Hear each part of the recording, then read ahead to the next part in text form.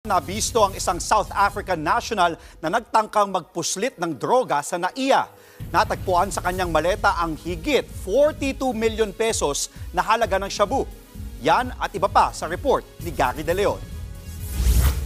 Hinarang ng mga otoridad ng maletang ito sa NAIA Terminal 3 na dala ng isang South African national. Nang inspeksyonin ng maleta, natagpuan na nakasilid na malaking pack ng shabu. May timbang na 6.2 kilos ang droga at nagkakahalaga ng higit 42.1 million pesos. Dahil dito, agad inaresto ang South African national at nahaharap sa reklamang paglabag sa Comprehensive Dangerous Drugs Law.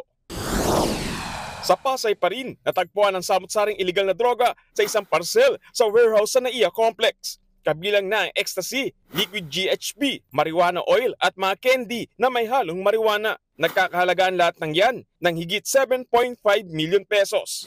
Idiniklarang naglalaman ng mga massage oil at kape ang parcel pero nabistong droga pala ang laman sa tulong ng X-ray at canine dogs.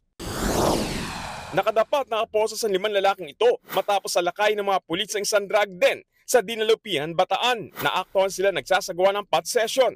Kabilang sa naaresto ang maintainer ng drug den. Nakatakas naman ang isang drug personality na target ng mga pulis sa operasyon.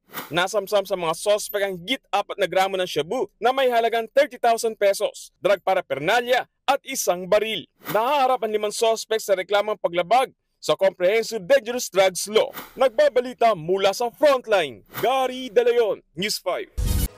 Mga kapatid, Andre Felix po. Iba na ang may alam at may pakialam sa panahon ngayon. Para sa tuloy-tuloy na balitaan sa Frontline kahit weekend, mag-follow at subscribe sa social media pages ng News 5.